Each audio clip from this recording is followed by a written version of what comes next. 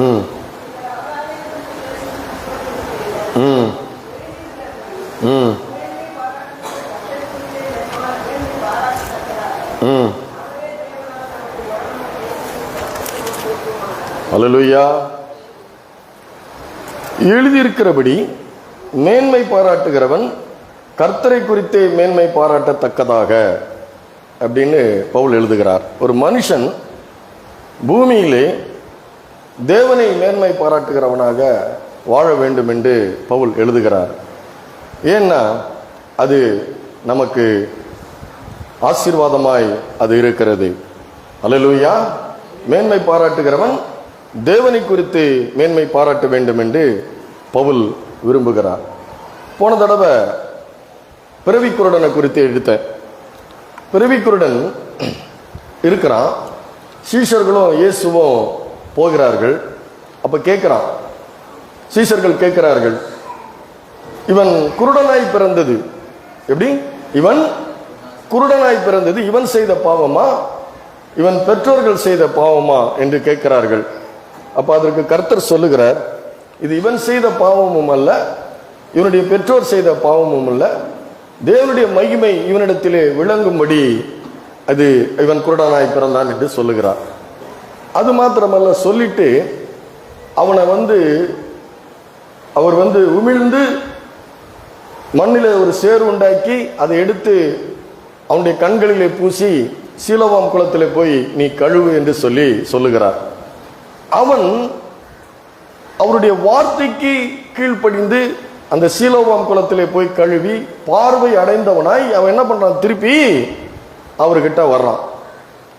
இதை கேள்விப்பட்ட பரிசேயர்கள் ஒரு நாடகம் போல ஆடுகிறார்கள். எப்படின்னா, இது இவன் குருடனா பிறந்தான், இவனுக்கு எப்படி பார்வை வந்தது என்று அவருக்கு ஒண்ணுமே தெரியாதது போல கேட்கிறாங்க. ஏன்னா இயேசுவினுடைய அற்புதம், இயேசுவின் மூலமாக நடந்த அற்புதம் இஸ்ரவேல் தேசம் முழுவதும் பரம்பினது, எங்கேயுமே இல்லாம இல்லை, எல்லாருக்கும் தெரியும். இயேசுனுடைய அற்புதம் எல்லாருக்கும் தெரியும். அது மாத்திரமல்ல, திரள் கூட்டம் அவருக்கு பின்பாக இருக்கிறது.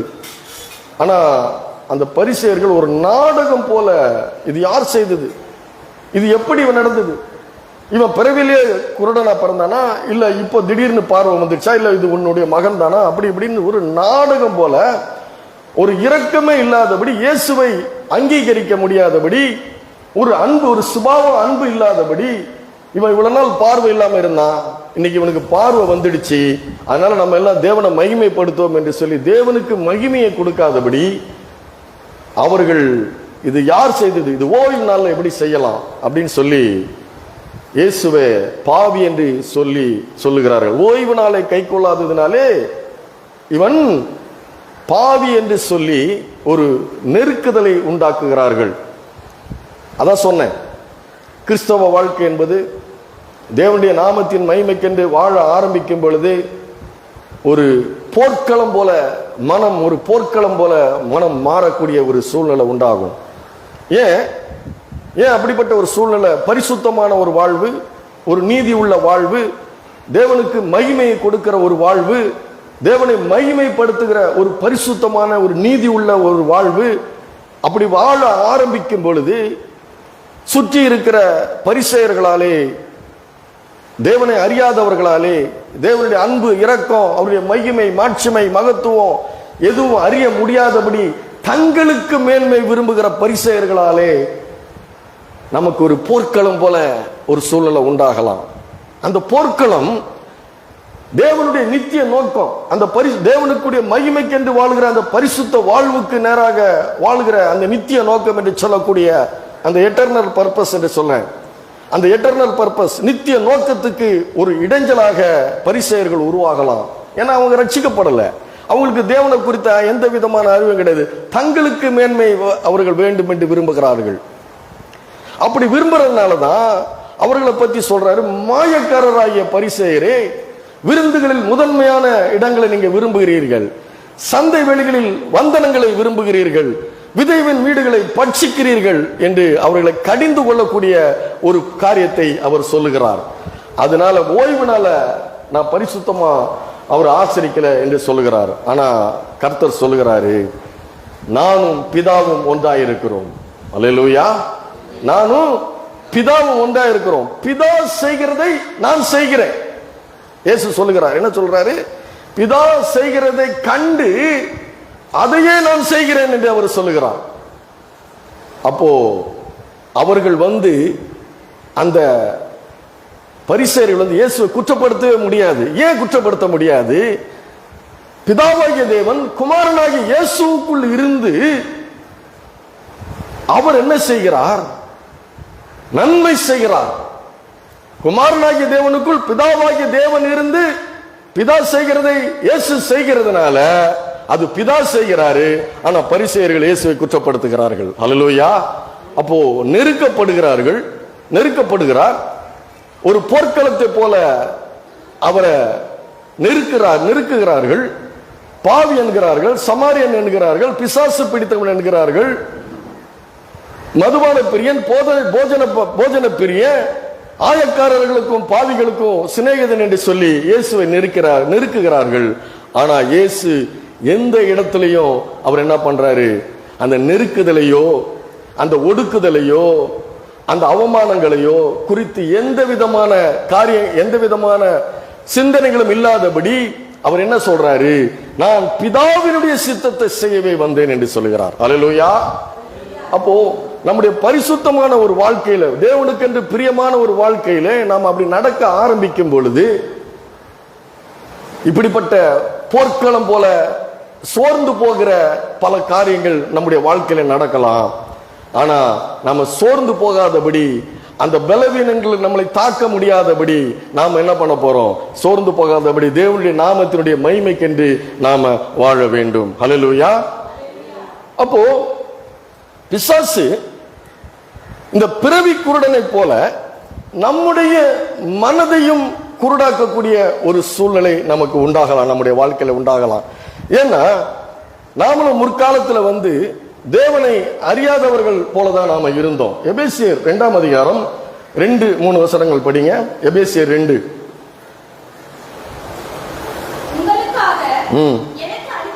இல்ல 2, எபேசியர் 2 2ஆம் அதிகாரம்.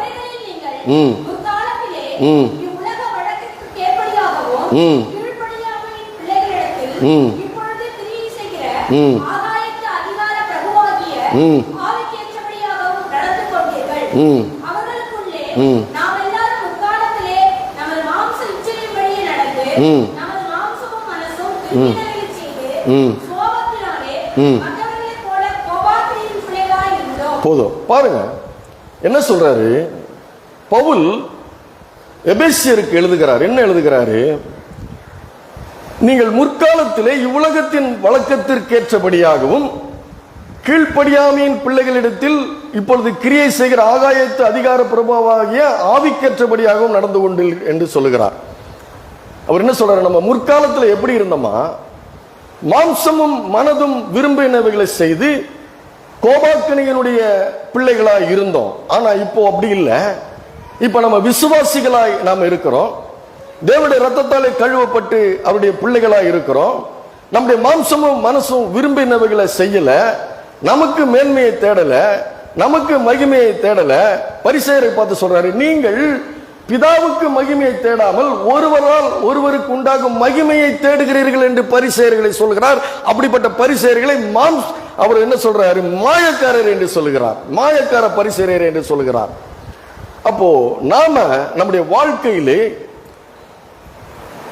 நித்திய நோக்கத்துக்கென்று வாழ ஆரம்பிக்கும் பொழுது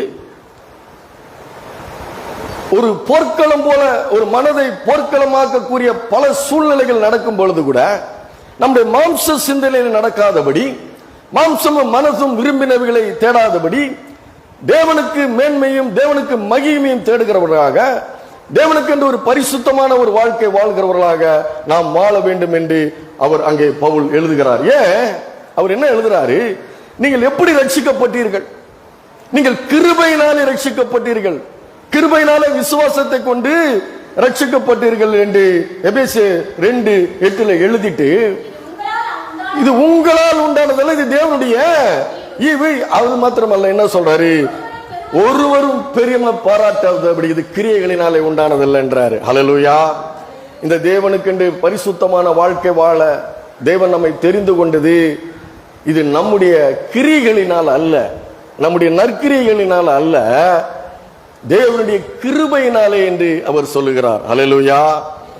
இப்போ நம்ம தேவனுக்கென்று சில பரிசுத்தமான ஒரு வாழ்க்கை வாழ ஆரம்பித்திருக்கிற இந்த வாழ்க்கை என் முன்னோர்கள் செஞ்ச புண்ணியம், என் பெத்தவங்க செஞ்ச புண்ணியம், அதனால நான் ஒரு கிறிஸ்தவனா இருக்கிறேன் அப்படி இல்லை. இது எந்த ஒரு நற்கிரியைகளினால உண்டானதல்ல, இது கிருபையினாலே உண்டானது என்று சொல்கிறார். கிருபை, தேவன் நமக்கு கிருபையாய் அவருடைய நாமத்தின் மகிமைக்கென்று வாழ நம்மை அவர் தெரிந்தெடுத்திருக்கிறார். ஹல்லேலூயா. அது மாத்திரமல்ல, அப்படி தெரிந்தெடுத்தவர் அவருடைய மகிமை எப்பேற்பட்ட ஒரு மகிமை, மாட்சிமை, மகத்துவம், வல்லமை என்பதையும் அவர் சொல்லுகிறார். பவுல் சொல்லுகிறார் பாருங்க, அவருடைய வல்லமை எப்படிப்பட்டது. நம்மை கிருபையினாலே அழைத்த தேவனுடைய வல்லமை இந்த அண்ட சராசரத்தை உருவாக்கின ஒரு வல்லமை, காணப்படாத அவருடைய வல்லமை, காணப்படாத அவருடைய நித்திய வல்லமை இந்த உலகத்தை பார்த்தினா காணப்படும். அவருடைய தேவத்துவம், அவருடைய மகிமை, அவருடைய தேவத்துவம், அவருடைய நித்திய வல்லமை, அவருடைய தேவத்துவம் என்பது காணப்படுகிற இந்த உலகத்தை பார்க்கும்போது காணப்படாத அந்த தேவனுடைய வல்லமை விளங்குகிறது என்று சொல்லுகிறார். ஹல்லேலூயா. அவருடைய நித்திய வல்லமை, தேவத்துவம் என்பவைகள் காணப்படுகிற இந்த உலகத்தை பார்த்தாலே உண்டா இருக்குது. அது மாத்திரல்ல, ஒரு மனுஷனை பார்க்கும்போது கூட அவருடைய நித்திய வல்லமை, அவருடைய தேவத்துவம் அதிலே தெரிகிறது என்று சொல்லுகிறார். ஹல்லேலூயா. அது மாத்திரமல்ல, இந்த பூமியிலே வாழ்வதற்கு அவர் ஏராளமான ஆசீர்வாதங்களை அவர் நமக்காக அவர் வைத்திருக்கிறார். ஹல்லேலூயா. பாருங்க, இத அவருடைய மகிமையினுடைய ஐஸ்வர்யம், அவருடைய கிருபையினுடைய ஐஸ்வர்யம், அவருடைய இரக்கத்தினுடைய ஐஸ்வர்யம், அவருடைய அளவற்ற ஐஸ்வர்யம், அவருடைய அன்பு, அவருடைய தயவு, அவருடைய இரக்கம், அவருடைய மனதுருக்கம், இவைகளெல்லாம் அறிய முடியாதபடிதான் என்ன பண்றான் பிசாசானவன், என்ன பண்றான், நம்முடைய மனதை குருடாக்கி வைக்கிறான். அப்படி குருடாக்கி வைக்கிறதுனாலதான் நாம நம்முடைய வாழ்க்கைக்குரிய எதுவா இருந்தாலும் சரி, நம்முடைய உயர்வுக்கான எதுவா இருந்தாலும் சரி, அது அவருடைய வழியில பெற்றுக்கொள்ளாதபடி குறுக்கு வழியில, உலக வழியில நம்ம கொண்டு பிசாசு நடத்த விரும்புகிறான். அல்லேலூயா. அதுதான் மாம்சமும் மனசும் விரும்பினவைகளை செய்து தேவனுக்கு சுபாவத்தின்படி மற்றவர்களைப் போல கோபாக்கினியின் பிள்ளைகளாக இருந்தோம் என்று அவர் சொல்லுகிறார். பவுல் சொல்லுகிறார், நீ தேவனுக்கு மகிமையை தேடும் பொழுது, தேவனுக்கு அவருடைய மேன்மையை தேடும் பொழுது, அவருக்கு மேன்மையை நீ கொடுக்க ஆரம்பிக்கும் பொழுது, அவர் நம்முடைய வாழ்க்கையிலே அவர் அபரிதமான ஆசீர்வாதங்களை அவர் கட்டளையிட அவர் விரும்புகிறார். ஹல்லேலூயா. அது மாத்திரமல்ல, இந்த உலகத்திலே இயேசு நெருக்கப்படும் பொழுது பரிசேயர்களால், தேவனுடைய அன்பு, இரக்க, தயவு இவைகளை அறிய முடியாத அந்த பரிசேயர்களால் நெருக்கப்படும் பொழுது அவர் கொஞ்சம் கூட சோர்ந்து போகவே இல்லை. அல்லேலூயா. நாம சோர்ந்து போகிறவர்களா நாம இருக்கிறோம், அவர் சோர்ந்து போகவே இல்லை. அது எதை சோர்ந்து போக வைக்கிற பல சூழ்நிலைகள் நம்முடைய வாழ்க்கையிலே ஏற்படுகிறது. நெருக்குதல், மனதை போர்க்களமாக்குதல், நித்திய நோக்கத்துக்கென்று ஒரு பரிசுத்தமாய் வாழ, ஒரு நீதி உள்ள வாழ்க்கை வாழ ஆரம்பிக்கும் பொழுது அது கடினமான ஒரு வாழ்க்கையாய் வாழ, அந்த வாழ்க்கை ஒரு கடினமான வாழ்க்கையாய், ஒரு நீதி உள்ள வாழ்க்கை வாழ முடியாதபடி, ஒரு பரிசுத்தம் உள்ள வாழ்க்கை வாழ முடியாதபடி சிந்தையை இந்த உலகமும் பிசாசுமானவன் தாக்க ஆரம்பிக்கிறான். அல்லேலூயா. ஏன்னா நம்ம உலகத்தில் இருக்கிறோம், உலகத்தார் கூட நமக்கு ஐக்கியம் இருக்கிறது, உலகத்துல தான் இருக்கிறோம். ஆனா அப்படிப்பட்ட சூழ்நிலையில ஒரு பக்தி வைராக்கியமாய் ஒரு பரிசுத்தமான வாழ்க்கை வாழ ஏராளமான போராட்டங்கள் இருக்கிறது. ஆனா எந்த ஒரு சூழ்நிலையுமே இயேசுவை அந்த சூழ்நிலையில் இருந்து மூட் அவுட் ஆக்க முடியல. நோ மூட் அவுட் அப்படின்னு சொல்லப்பட்டிருக்கிறது. மனதை நாம போர்க்களம் ஆயிடுது, நம்ம மனம் போர்க்களம் ஆயிடுது. ஏன்னா நம்முடைய சூழ்நிலைகள் பரிசேயர்களால் இல்ல உலகத்தாரால் இல்ல பிசாசினால் நம்முடைய மனதை சுலபமாக போர்க்களமாக்க முடியும். ஆனா அதனாலதான் அவர் சொல்றாரு, பிசாச நான் ஜெயித்தேன்றாரு. ஹல்லேலூயா. உலகத்தை ஜெயித்தேன், உலகத்தில் இருக்கிறவனை காட்டிலும் உனக்குள் இருக்கிற நான் பெரியவராய் இருக்கிறேன் என்று அவர் சொல்லுகிற வார்த்தை எவ்வளவு பெரிய உண்மை தெரியுமா? எவ்வளவு பெரிய உண்மை தெரியுமா? அந்த உலகத்தில் அப்ப எனக்கெல்லாம் போராட்டங்கள் வரும் பொழுது, சூழ்நிலைகள் எதிராக இருக்கும் பொழுது நான் சொல்லுவேன், உலகத்தில் இருக்கிறவனை காட்டிலும் உனக்குள் இருக்கிறவர் பெரியவர் என்று சொன்னீங்களே, எனக்கு முன்னே சென்று கோணலானவளை செவியாக்கி ஒளிப்பிடத்தில் இருக்கிற பொக்கிஷங்களை எல்லாம் எனக்கு கட்டளையிடுங்க, என்னை தனியா இருக்க விடாதேங்க, என்னை விட்டு விலகாதேங்க, உம்மை எப்பொழுதும் எனக்கு முன்பாக நிறுத்தி இருக்கிறேன், நீர் என் வலது பார்சத்தில் இருக்கிறபடியால் நான் அசைக்கப்படுவதில்லை, நீர் என் சுதந்திரமும் என் பாத்திரத்தினுடைய பங்குமாயிருக்கிறீர், என்னுடைய பாத்திரத்தினுடைய பங்குமாயிருக்கிறீர். அதை சொல்ல அடிக்கடி அறிக்கை சொல்லுவேன். ஏன் அறிக்கை செய்யறது? ஏன்னா அது இயேசு கிட்ட இருந்து கத்துக்கிட்டதான். இயேசு சொல்லுகிறார் இல்லையா, நானும் பிதாவும் ஒன்றா இருக்கிறோம். என்னவா இருக்கிறோம்? நானும் பிதாவும் ஒன்றா இருக்கிறோம். ஏன் சொல்றாரு அவரு? ஏன் அதை சொல்றாரு? ஏன் சொல்றாருன்னா, உன்னை ஒடுக்க முடியாது, அல்லேலூயா, உன்னை நெருக்க முடியாது, உன்னை மூட் அவுட் ஆக்க முடியாது, உன் சிந்தனைகளை சீர்குலைக்க முடியாது, உன் சிந்தனைகளிலே மாம்ச சிந்தை மாம்சமும் மனசும் விரும்புகளை செய்து நீ கோபாக்கினியின் பிள்ளைகளாக ஆகவே முடியாது. ஏன் முடியாது? நான் உனக்குள்ள இருக்கிறேன். ஹல்லேலூயா. நான் உனக்குள்ள இருக்கிறேன். ஏன் அதற்கு சொல்றாரு? ஏன் அந்த வார்த்தை சொல்றாரு? நான் உன்னை விட்டு விலகுவதில்லை, நான் உன்னை கைவிடுவதில்லை ஏன் சொல்றாரு? ஏன் இறங்கி வந்தாரு? மகிமையை மாட்சிமை மகத்துவத்தை துறந்து ஏன் இறங்கி வந்தாரு? இறங்கி வந்து சிலுவையிலே பாவத்தை சுமந்து ரத்தத்தை சிந்தி பாவ சாபம் தரித்திரம் நோய்களை எல்லாம் நீக்கி ஏன் நமக்குள்ள இருக்க வேண்டும் என்று அவர் விரும்புகிறாருன்னா, ஒரு வண்டி ஓட்டிட்டு போறீங்க, நீங்க ஒரு காரோ இல்ல ஒரு பைக்கோ ஓட்டிட்டு போறீங்க, அந்த பைக்ல இருக்கிற காத்து பஞ்சராகி காத்து வெளியே வந்துருது, அந்த வண்டியை நீங்க ஓட்ட முடியுமா? ஓட்ட முடியாது. அந்த பைக்கு அந்த டயருக்குள்ள என்ன பண்ணிருக்கணும்? ஃபுல்லா காத்து இருக்கும் போது என்ன பண்றீங்க? ஜோரா போயிட்டு இருக்கிறோம். அது போல அவர் இந்த பாத்திரம் ஒரு பலவீனமான பாத்திரம், இந்த பாத்திரம் மாம்சத்தில் இருக்கிற பாத்திரம், இந்த பாத்திரம் பூமியினுடைய மண்ணோடு ஒட்டி இருக்கிற பாத்திரமா இருக்கிறது. ஆகவே இந்த மனுஷனுக்கு இந்த பூமியில பிசாசானவன் இருக்கிறான், சத்துருவானவன் ஒருவன் இருக்கிறான், தேவனை அறியாத மக்கள் இருக்கிறாங்க, பிரபஞ்சத்தின் தேவன் மனதை குருடாக்கின மக்கள் இருக்கிறாங்க. அவங்க போராட்டத்தை உண்டு பண்ணுவாங்க, வாழ்க்கையில வியாதி வரும், இழப்புகள் வரும், சோதனை வரும், நஷ்டம் வரும், பாடுகள் வரும், துன்பங்கள் வரும், துயரங்கள் வரும். அப்ப இவன் சோர்ந்து போயிடுவான். ஒரு பலவீனமான பாத்திரம் இது, மண்பாண்டம். இந்த மண்பாண்டத்துக்குள்ள நான் இருந்து என்னுடைய மகிமைக்கென்று வாழ முயற்சிக்கிற, பரிசுத்தம் உள்ளமும் நீதியுள்ள வாழ முயற்சிக்கிற அந்த மனுஷனுக்குள்ளே ஆவியானவராய் இருந்து உலகத்தில் இருக்கிறவனை காட்டிலும் உனக்குள் இருக்கிற பெரியவராய் இருந்து அடைக்கலமாயிருந்து தாவரமாயிருந்து கோட்டையாயிருந்து அந்த பாத்திரம் ஒடுங்கி போகாதபடி, நசுங்கி போகாதபடி, கெட்டு போகாதபடி பார்க்கக்கூடிய வல்லமை உனக்குள்ள நான் கொடுக்கிறேன். அதுக்குதான் இறங்கி வந்தேன்றார். ஹல்லேலூயா. அதுக்குதான் என் கூட அவர் நம்ம கூட இருக்க வேண்டும் என்று அவர் விரும்புகிறார். ஹல்லேலூயா. ஏன்னா நான் என்னுடைய கிரியைகளினாலே நான் பெருமை பாராட்ட முடியாது. ஹல்லேலூயா.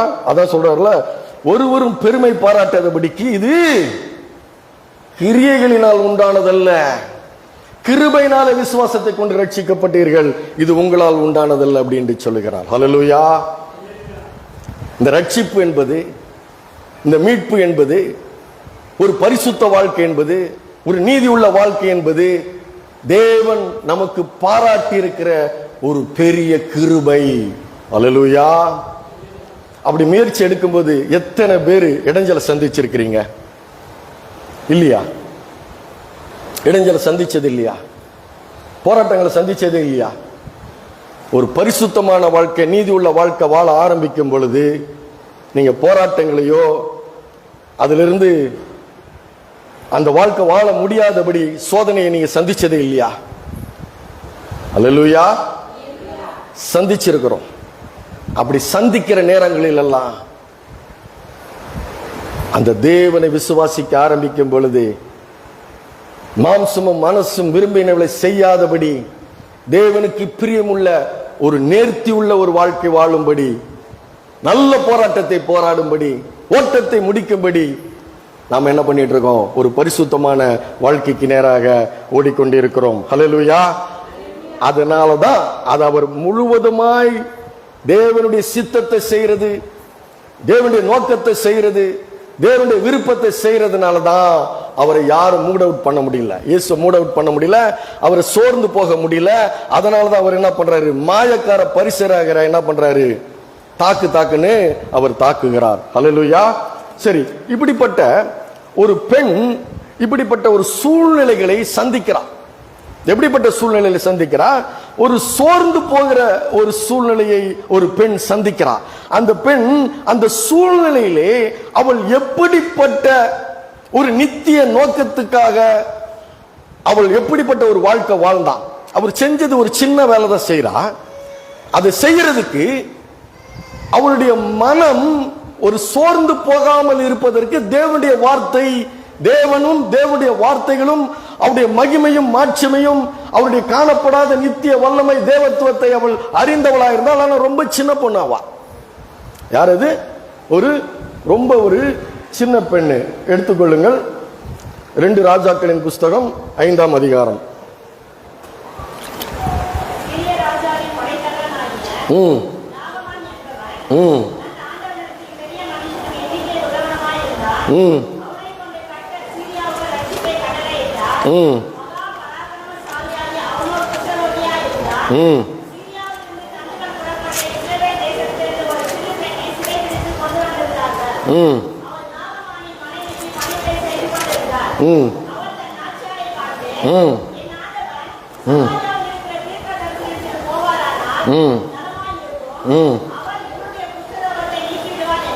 போதும் பாருங்க. சீரிய ராஜாவின் படைத்தலைவனாகிய நாகமான் என்பவன் தன் ஆண்டவனிடத்தில் பெரிய மனுஷனும் எண்ணிக்கை உள்ளவனுமாயிருந்தான். அவனை கொண்டு கர்த்தர் சீரியாவுக்கு ரட்சிப்பை கட்டளையிட்டார். மகா பராக்கிரமசாலியாயிருந்தான். அவனும் குஷ்டரோகியாயிருந்தான்.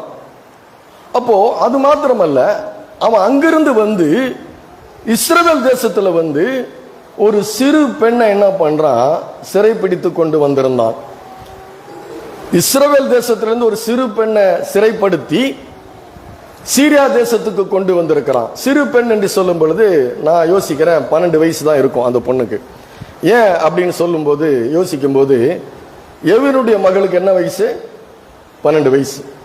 என்ன சொல்றாரு? சிறு பெண்ணே தலித் எழுந்திரி என்றுகிறார் இல்லையா? அப்ப அந்த பெண்ணுக்கு என்ன வயசு? 12 வயசு. அப்ப இந்த பெண்ணுக்கும் ஒரு 12 வயசு இருக்கலாம்.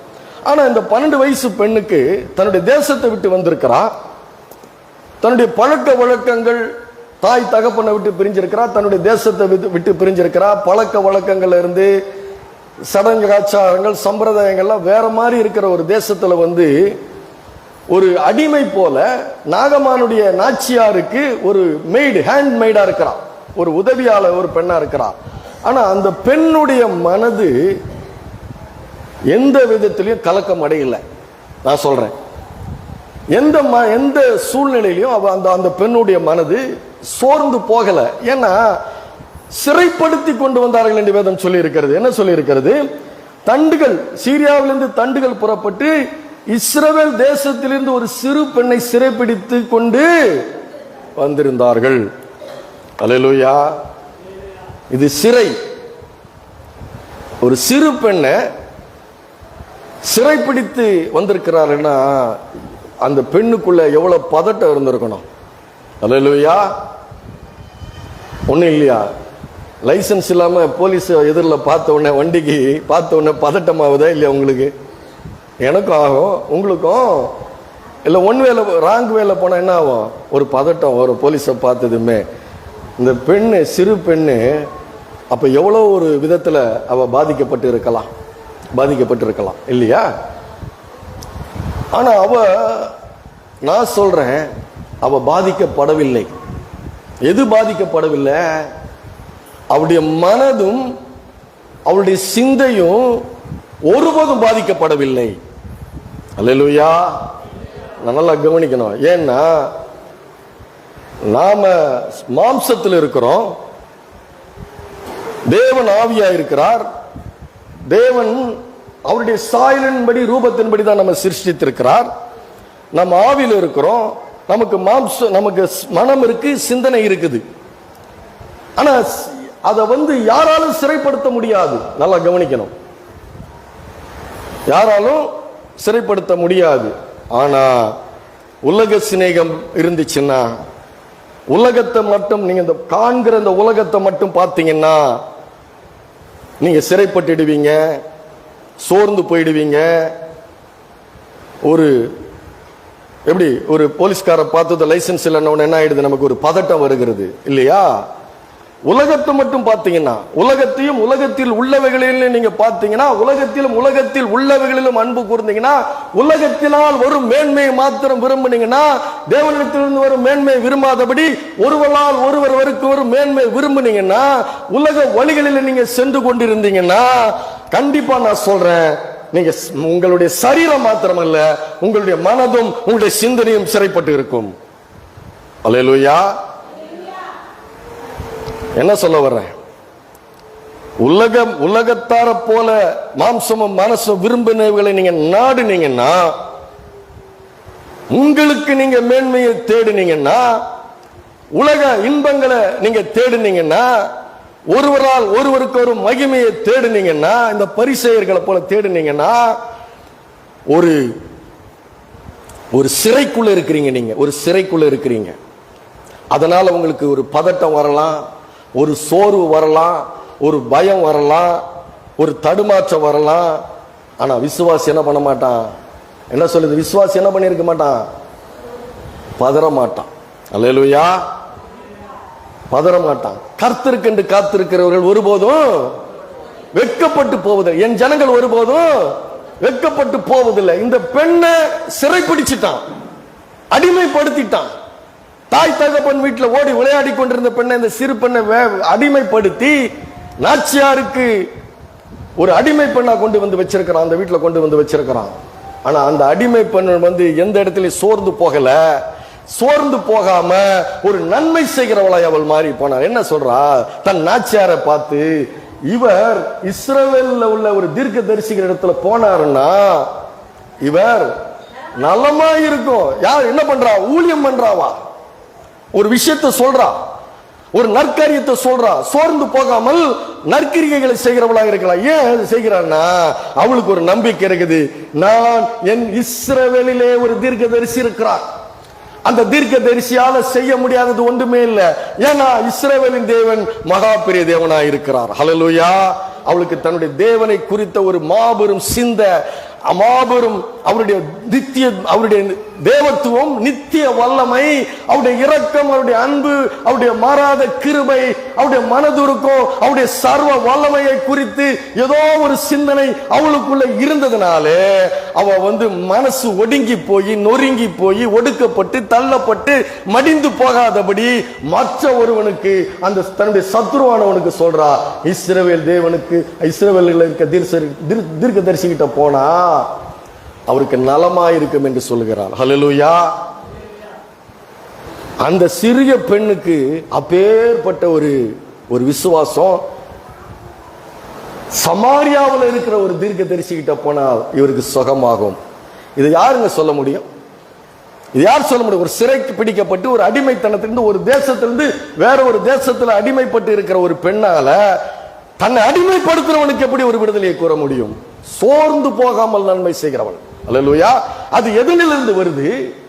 ஏன் அவன் எப்படியே போட்டோம், நம்மளை அடிமைப்படுத்தி வச்சிருக்கிறான். அது உலகத்தினுடைய வழி, அன்பில்லாத வழி, இரக்கம் இல்லாத வழி. தேவனை, இஸ்ரவேலின் தேவனை, இந்த இயேசு கிறிஸ்துவை அறிந்து கொண்டவர்கள் இரக்கத்தை தான் பிரசங்கம் பண்ணணும். ஹல்லேலூயா. அவருடைய மனதுருக்கத்தை பிரசங்கம் பண்ணணும், அவருடைய வல்லமையை பிரசங்கம் பண்ணணும், அவருடைய சிலுவையை பிரசங்கம் பண்ணணும். ஹல்லேலூயா. அப்போ அந்த பெண் சோர்ந்து போகல. என்ன பண்ணல? சோர்ந்து போகல, ஒடுங்கி போகல. 2 கொரிந்தியர் 4ஆம் அதிகாரம் 2 கொரிந்தியர் 4ஆம் அதிகாரம் விடுங்க.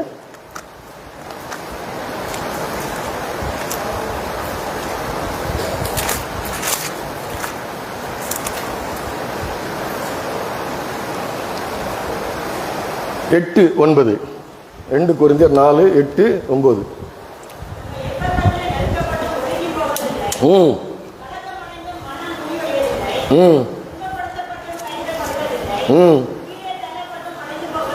போதும் பாருங்க, வாழ்க்கையிலே எப்பக்கத்தில் நெருக்கப்பட்டு ஒடுங்கி போகிறதில்லை, கலக்கம் அடைந்தும் மனம் முறிவடைகிறது இல்லை. இஸ்ரவேல் ஜனங்க எகிப்தில் அடிமையா இருக்கும் பொழுது வேதம் என்ன சொல்லுகிறது? ஒடுக்க ஒடுக்க பெருகினார்கள். அல்லேலூயா. அப்ப அது எப்படி முடிஞ்சது? அது எப்படி முடிஞ்சது? ஒடுக்க ஒடுக்க ஒரு பெருகுகிற ஒரு தன்மை எங்கிருந்து வந்தது? தேவனுடைய ஆசீர்வாதம். அவர் சொல்றாரு, ஒரு ஊழியக்காரர் சொல்றாரு, பெரிய ஊழியக்காரர் சொல்றாரு, ஆண் பிள்ளைகளை எல்லாம் கொண்டு போட தானே போட்டிருக்குது சொல்றாங்கல்ல. ஆனா ஒடுக்க ஒடுக்க எப்படி பெருகினாங்களாம்? ஒவ்வொருவரும் ஒவ்வொரு பெண்களும் ஒரு நேரத்துல 3 பிள்ளைங்க 4 பிள்ளைங்களை பிரசவிச்சாங்களாம். அல்லேலூயா. அதான் தேவனுடைய வல்லமை. யாராவது உங்களை ஒடுக்கணும்னு நினைச்சாங்கன்னா, யாராவது உங்களை நெருக்கணும்னு நினைச்சாங்கன்னா, யாராவது உங்களை தள்ளணும்னு நினைச்சாங்கன்னா, யாராவது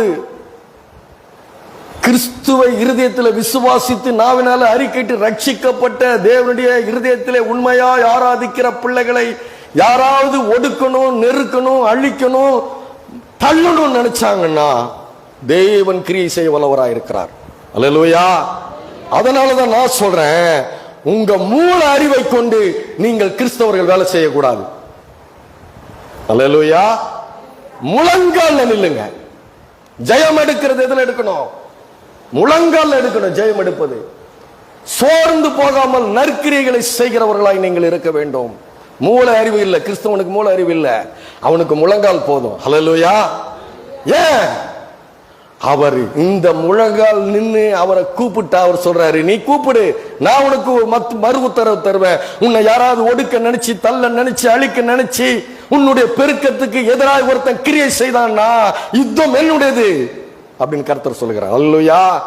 அமர்ந்திருந்து நானே தேவன் என்று அறிந்து கொள்ளுங்கள் என்று அவர் சொல்கிறார். அப்பேற்பட்ட மகிமையின் தேவனை ஆராதிச்சு நமக்கு குறுக்கு வழி தேவையில்லைங்க. நம்முடைய உயர்வுக்கு, நம்முடைய மேன்மைக்கு, நம்முடைய வாழ்வுக்கு, நம்முடைய வசதிக்கு குறுக்கு வழி தேவையில்லை. கடந்த வருடம் ஒரு சின்ன முடிவு எடுத்ததுல தேவன் மிகப்பெரிய ஒரு ஆசீர்வாதத்தை எனக்கு கட்டளையிட்டார். ஹல்லேலூயா. நான் ஒன்னும் பெருசா வேலையை செய்யல, ஆனா மிகப்பெரிய ஒரு ஆசீர்வாதத்தை அவர் கட்டளையிடுகிறார். ஏன்னா அவர் உண்மை உள்ளவராயிருக்கிறார். ஹல்லேலூயா. நீ சோர்ந்து போக முடியாது. எந்த சூழ்நிலையிலும் சோர்ந்து போகாதபடி உன்னுடைய பக்தி வைராக்கியம் கர்த்தருக்கென்று அவர் ஒரு மகிமையின் தேவன். அவர் போதும், எனக்கு அவர் போதும், அவருடைய கிருபை போதும், அவருடைய இரக்கம் போதும், அவருடைய தயவு போதும், அவருடைய காருண்யம் போதும், அவர் போதும் என்று சொல்லும் பொழுது அவர் உன்னை மேன்மைப்படுத்த வல்லவராயிருக்கிறார். ஹல்லேலூயா. மேன்மைக்கு அழிவுக்கு முன்னானது அகந்தை. நாம தேடக்கூடாது எதையுமே. ஹல்லேலூயா. தேடிக்கிறவங்க தேடிக்கட்டும், அதை பத்தி நம்ம கவலை இல்லை.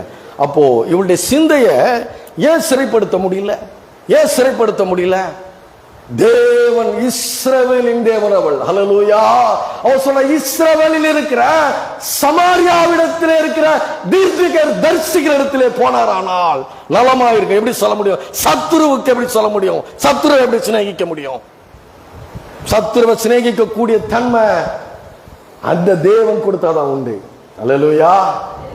சத்துருவை நீ சிநேகிக்கணும்னா உனக்கு அந்த தேவன் கொடுக்கணும். ஏன்னா அவளுக்கு அந்த பெண்ணுக்கு தெரியும் அவர் மகத்துவம் உள்ளவர். அவர், அவருடைய மகத்துவம் சொல்ல முடியாத மகத்துவம் உடையவர். அவர் நான் நினைத்து பார்க்க முடியாது, காணப்படாத அவருடைய நித்திய வல்லமை, தேவத்துவம் அன்பைகள் இந்த காணப்படுகிற உலகத்தை உண்டாக்கி இருக்கிறாரு. அவர் சொல்றாரு, காட்டு புஷ்பங்களை உடுத்து வைக்கிறவனான அல்லேலூயா. அவர் சொல்றாரு, என்ன நம்பின உனக்கு நாளை தினம் உனக்கு கவலைப்பட்டு வேலை செய்யன்றார். என்ன பண்றாரு? நாளைக்கு உனக்கு என்ன தேவைன்னு இந்த பிரபஞ்சம் வேலை செய்யன்றார் அவரு.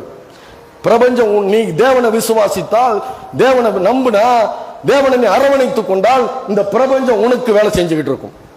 நாளைக்கு உனக்கு என்ன தரணும், உனக்கு என்ன கொடுக்கணும், உனக்கு என்ன ஆசீர்வாதம் கொடுக்கணும்னு இந்த பிரபஞ்சம், இந்த அண்ட சராசரம் வேலை செய்யறாரு. அதனாலதான் சொல்றாரு, நாளை தினம் தன்னுடையவைகளுக்காக கவலைப்படும். யாராவது அந்த வசனத்தை தியானிச்சிருக்கீங்களா?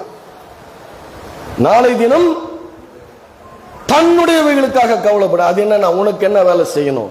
ஐயோ இவன் கடவுளுடைய பிள்ளை, ஐயோ இவன் கடவுளை உண்மையான மெய்யான கடவுளை ஆராதிக்கிறவன், ஐயோ இவன் அந்த தேவனுக்கு கீழ்ப்படுகிறவன், ஒரு பரிசுத்த வாழ்க்கை, ஒரு நீதி உள்ள வாழ்க்கை வாழ்றவன், இவன் குறுக்கு வழியெல்லாம் தேட மாட்டான். ஆகவே நான் இவனுக்கு என்ன வேலை செய்யணும், இந்த பிரபஞ்சம் உனக்கு வேலை செய்து கொண்டு இருக்கும். அப்படி உண்டாக்கி இருக்கிறார் இந்த உலகத்தை. அல்லேலூயா. அதனாலதான் அவளுக்கு ஒரு நம்பிக்கை. என் தேவன் வாக்கு மாறாத தேவனவர், என் தேவன் உண்மை உள்ள தேவனவர், என் தேவன் ஜீவன் உள்ளவர்கள் தேவன்றது நிறைய பேர் மறந்து போயிடுறாங்க. கொஞ்ச நேரத்துல மறந்து போயிடுறாங்க. ஒரு சடிதில ஒரு தேவைக்கு மறந்து போயிடுறாங்க. அவர் இருக்கிறார் என்று மறந்து போய் தங்களுடைய வழிகளை அவர்கள் தேடிக்கொண்டிருக்கிறார்கள். அவர் ஒருத்தர் உயிரோடு இருக்கிறாருன்னே, அவர் உயிருள்ள தேவன் ஜீவனுள்ள தேவன்றத அவங்க மறந்து போயிடுறாங்க. ஆனா இவன் நம்புறா, அந்த சிறு பெண் நம்பி அவ சொல்றா, இஸ்ரவேலில் இருக்கிற சமாரியாவிலே ஒரு தீர்க்கதரிசி இருக்கிறார், அவரிடத்திலே போனால் நலமாயிருக்கும் என்று அவள் வந்து எந்த விதத்தில் மூட விட்டாவல. தாய் தகப்பனை பிரிஞ்சிருக்கிறா, சொந்த பந்தங்களை பிரிஞ்சிருக்கிறா, உறவுகளை பிரிஞ்சிருக்கிறா, தன்னுடைய தேசத்தினுடைய சாப்பாடு கூட அவளுக்கு கிடைக்காது. இந்த தேசத்தில் என்ன சாப்பாடு, இங்கிருந்து நீங்க ஆந்திரா போனீங்கன்னா காரம் வாயில வைக்க முடியாது. எல்லாவற்றும் எதுவுமே அவளை நெருக்க முடியாதபடி, சோர்ந்து போகாதபடி, தன்னை குறித்து சிந்தியாதபடி, எதிரில் இருக்கிற ஒரு மனுஷனை குறித்து சிந்திக்கிற ஒரு சுபாவத்தை எப்படி கிடைச்சது? ஏன்னா தன்னுடைய தான் ஆராதிக்கிற தேவன் மகத்துவமும் மாட்சிமையும் மேன்மையும் பரிசுத்தமும் நீதியும் உண்மையும் வாக்கு மாறாத ஒரு தேவன் அவர் என்று அவள் விசுவாசிக்கிறார் இருதயத்துல. அல்லேலூயா. அப்படி விசுவாசிச்சிட்டீங்கன்னா நமக்கு நம்முடைய மேன்மைக்கு குறுக்கு வழியே தேவையில்லை, ஆள் சேர்க்கிற வேலையும் தேவையில்லை. அவர் பாதம் வந்தே போதும். அல்லேலூயா. என்ன போதும்? அவர் பாதம் ஒன்றே போதும். அந்த வழியை தேர்ந்தெடுத்தீங்கன்னா கஷ்டம், கொஞ்சம் கஷ்டம் வரும், ஒரு பாரம் வரும், ஒரு சோதனை வரும். அதுல நீங்க அந்த சோதனையில நின்னுட்டீங்கன்னா கர்த்தர் அவருடைய கிரியை அவர் செய்ய ஆரம்பிப்பார். அல்லேலூயா. சிங்காசனத்தில் வீற்றி இருக்கிறவர் அவர். இந்த அண்ட சாஸ்திரங்களை ஆராய்ந்து அறிந்து கொண்டு ஆட்சி செய்கிற ஒரு மகத்துவம் உள்ள ஒரு தேவனாய் அவர் இருக்கிறார். ஹல்லேலூயா. அதனாலதான் அவர் சொல்றா, நாங்கள் அதனாலதான் பவுல் எழுதுறாரு, தேவனுடைய மகிமைக்கென்று ஊழியம் செய்த பவுல் எழுதுகிறாரு, நாங்கள் எப்பக்கத்தில் நெருக்கப்பட்டு என்ன ஒடுக்க முடியாது. ஏன்னா உள்ள இருக்கிறவரு பெரியவர். எங்க இருக்கிறார்? உள்ள இருக்கிறவர் யாரு? பெரியவர். நான் வேலை செய்யணும்னு அவசியம் இல்லை, என்ன நசுக்க முடியாது. ஏன்னா உள்ள இருக்கிறவர் யாரு? பெரியவர். என் பாத்திரம் என்ன பண்ணுது? அவருடைய மகிமையினாலே நிரம்பி வழிகிற பாத்திரமாக இருக்கிறது. அதனால என்ன பண்ண முடியாது? என்ன உங்களை என்ன பண்ண முடியாது? ஒடுக்க முடியாதா? முடியுமா? முடியாது. இப்படிப்பட்ட இதுதான் இந்த பிரபஞ்சத்தின் தேவனானவன் இந்த கர்த்தருடைய மகிமையை அறிய முடியாதபடிதான், அவருடைய நித்திய வல்லமை தேவத்துவம் அவருடைய இரக்கம் மனதுருக்கத்தை அறிய முடியாதபடி இந்த பிரபஞ்சத்தின் தேவனானவன் என்ன பண்றான்? நம்முடைய மனதை குருடாக்குகிறான். அதனாலதான் சொல்றாரு, பவுல் சொல்றாரு, அவரை அறிகிற அறிவின் மேன்மைக்காக எல்லாவற்றையும் குப்பையும் நஷ்டமும் என்று எண்ணுகிறேன். அல்லேலூயா. நமக்கு அவர் அறிகிற அறிவு வந்துச்சுன்னா அந்த கர்த்தராகிய இயேசு கிறிஸ்துவுடைய அளவற்ற ஐஸ்வர்யம், இரக்கத்தின் ஐஸ்வர்யம், மகிமையின் ஐஸ்வர்யம், அவருடைய கிருபையின் ஐஸ்வர்யம், அவருடைய மகத்துவத்தின் ஐஸ்வர்யத்தை நம்ம அதுல தேட ஆரம்பிச்சிட்டோம்னா நம்ம மறந்துடுவோம். நமக்கான தேவைகள் எல்லாவற்றையும் மறந்துடுவோம். நம்முடைய மேன்மையை மறந்துடுவோம். அப்படி தேட ஆரம்பிக்கும் பொழுதுதான் நீங்க அவருடைய சமீபத்துல போகும்போது அவருடைய மகா மேன்மையினுடைய ஐஸ்வர்யத்தை காண ஆரம்பிக்கிறீர்கள். ஹல்லேலூயா. இது அறிய முடியாது. அப்படிதான் இந்த உலகத்தை பார்த்துட்டு இருக்கிறவங்க, உலகத்தின் வழியை பார்த்துட்டு இருக்கிறவங்க அதை பார்க்கறதுனால தான் அவங்க வழியில் அவங்க போறாங்க. உலகத்தை பார்த்தினா நீ குருடு, மனதில் குருடு. ஹல்லேலூயா. அதனால சொல்றாரு, இந்த பிரபஞ்சத்தின் தேவனானவன் மனதை குருடாக்குகிறான். நீ தேவனை பார்க்க ஆரம்பிச்சிட்டீங்கன்னா, உன்னுடைய வாழ்க்கையிலே தேவனை பார்க்க ஆரம்பிச்சிட்டீங்கன்னா, அவரை நாட ஆரம்பிச்சிட்டீங்கன்னா, அவருடைய வழிகளை நீங்க ஆராய ஆரம்பிச்சிட்டீங்கன்னா, உங்களை ஒரு ஒடுக்க முடியாது, நசுக்க முடியாது, தள்ள முடியாது, ஒண்ணும் பண்ண முடியாது. ஹல்லேலூயா. ஆனா அப்படி பார்க்க ஆரம்பிக்கிறவங்க ஒரு பரிசுத்தம் உள்ள, அவருக்கு பயந்து அவருடைய கற்பனைகளின்படி வாழ ஆரம்பிக்கிறவங்களா இருக்கிறோம். ஹல்லேலூயா. ஆனா இதுல நீங்க படிச்சு பாருங்க, 2 ராஜாக்கள் 5ஆம் அதிகாரத்தை எடுங்க. அங்க பாருங்க எவ்வளவு பெரிய ஒரு ராஜா எவ்வளவு ஒரு முட்டாள்தனமா பேசுறான் பாருங்க.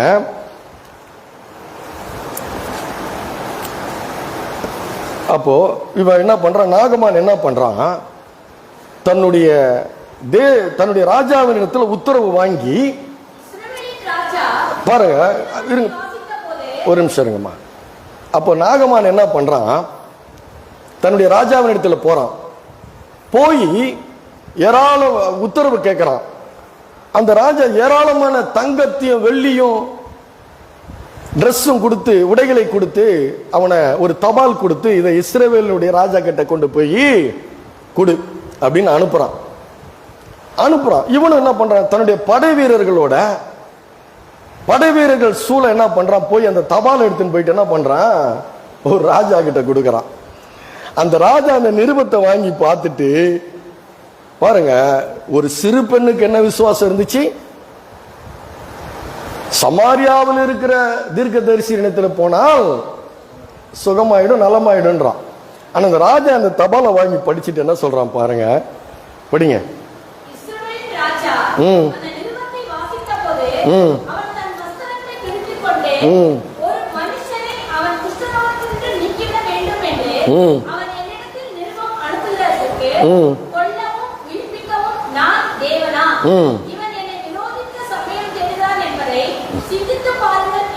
ஒரு ராஜாவுக்கு, ஒரு தேசத்தை, இஸ்ரவேலின் தேசத்தை ஆளுகிற ஒரு ராஜாவுக்கு தன்னுடைய தேவன் எப்படிப்பட்ட தேவன் என்பது தெரியல.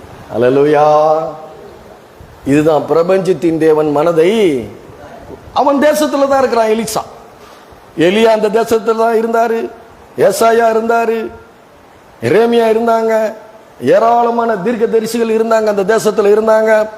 அது மாத்திரமல்ல, அந்த தேசத்துல தேவனுடைய மகத்துவத்தை கண்ணார கண்டு, அற்புதங்களை கண்டு, அதிசயங்களை கண்டு, ஏராளமான காரியங்களை அவர்கள் கண்டு அனுபவித்த அந்த மக்கள், அந்த தேவனுடைய தயவினாலே ஒரு மனுஷன் ராஜாவாய் உட்கார்ந்து சிங்காசனத்தில் உட்கார்ந்து அரசாண்டு கொண்டு இருக்கிறான். அரசாண்டு கொண்டு இருக்கிற அந்த ராஜாவுக்கு தன்னுடைய தேவனுடைய மகத்துவமும் மகிமையும் தெரியல. அது மாத்திரமல்ல, அந்த மகத்துவத்தை அந்த தீர்க்கதரிசி மூலமாய் அந்த தீர்க்கதரிசி பெற்று கொண்டிருக்கிறான் என்பது தெரியல. அவன் சொல்றான், ஒரு குஷ்டரோகத்தை சுகமாக்குறதுக்கு நான் என்ன தேவனா? இல்ல, அவனுக்கு தன்னுடைய தேவனுடைய மகிமை அவனுக்கு தெரியல. அப்ப இந்த பாருங்க, கம்பாரிசன் பாருங்க. சோர்ந்து போயிட்டான் ராஜா, சோர்ந்து போயிட்டானா இல்லையா? என்ன சொல்றான், இஸ்ரவேலின் ராஜா தன் வஸ்திரங்களை கிழித்து கொண்டான். அல்லேலூயா. அப்ப என்ன பண்றான், சோர்ந்து போகிறான். இது செய்ய முடியுமா? இப்படி ஒரு நிருபம் வந்திருக்குது, இந்த ஒரு லெட்டர் வந்திருக்குது, நான் என்ன பண்றேன்னு சொல்லி தன்னுடைய ட்ரெஸ் வஸ்திரங்கள் என்ன பண்றான், கிழித்து கொள்ளுகிறான். ஒரு ராஜாவா உட்கார்ந்து இருக்கிறான். எவ்வளவு ஞானம் வேணும், எவ்வளவு பலன் வேணும், அந்த மாம்சத்துல எப்படிப்பட்ட ஒரு திடன் இருக்கணும்.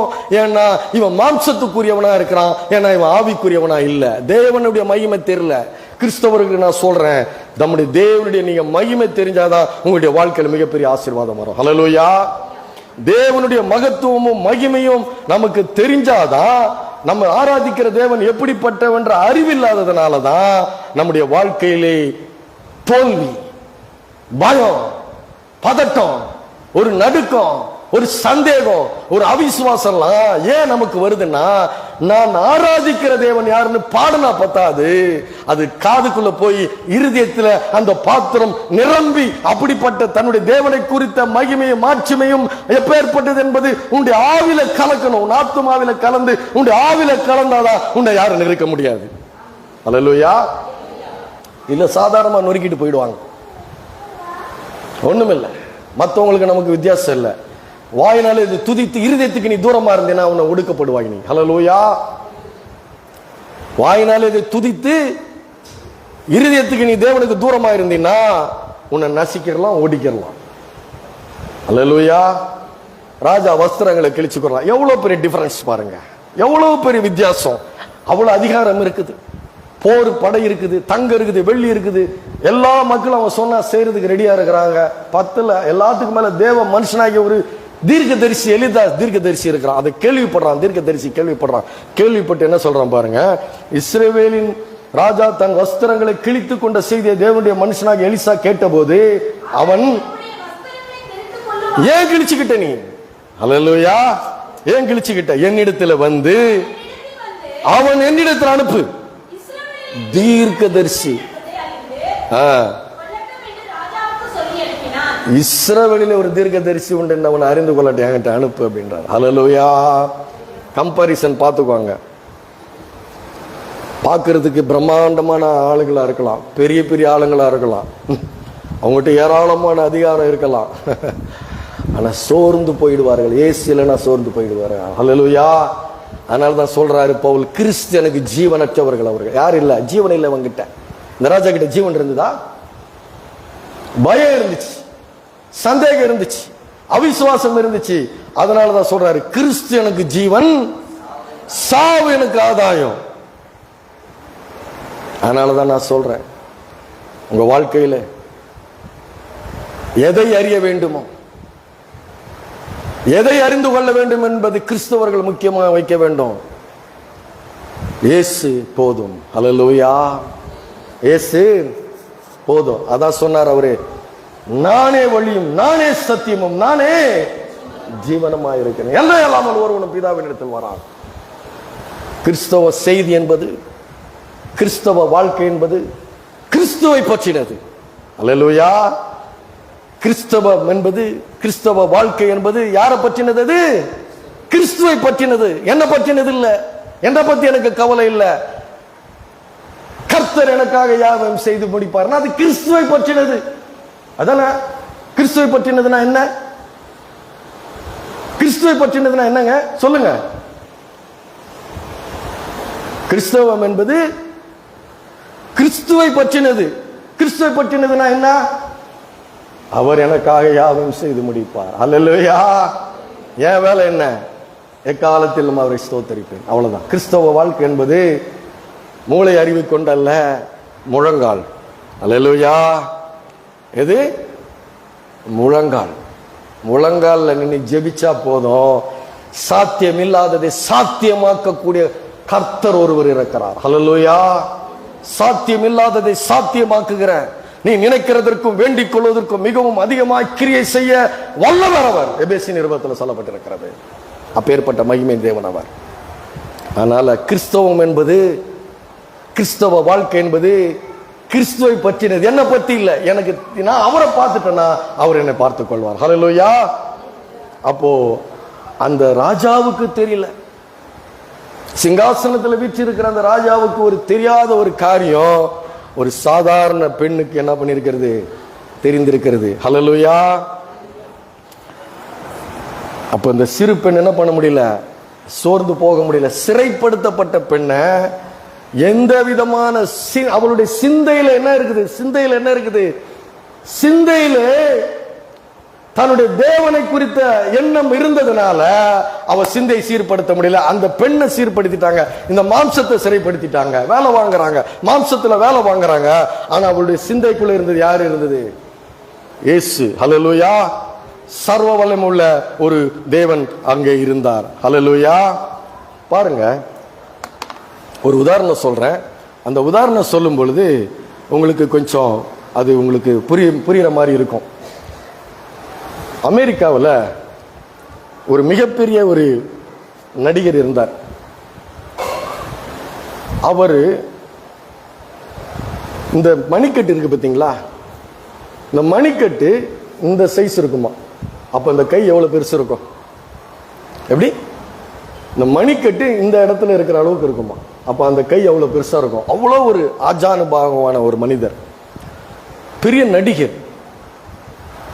அவருக்கு ஏராளமான ஐஸ்வர்யம் இருக்கு, ஏராளமான ஐஸ்வர்யம் இருக்கு, புகழ் இருக்கு, வெற்றி இருக்குது.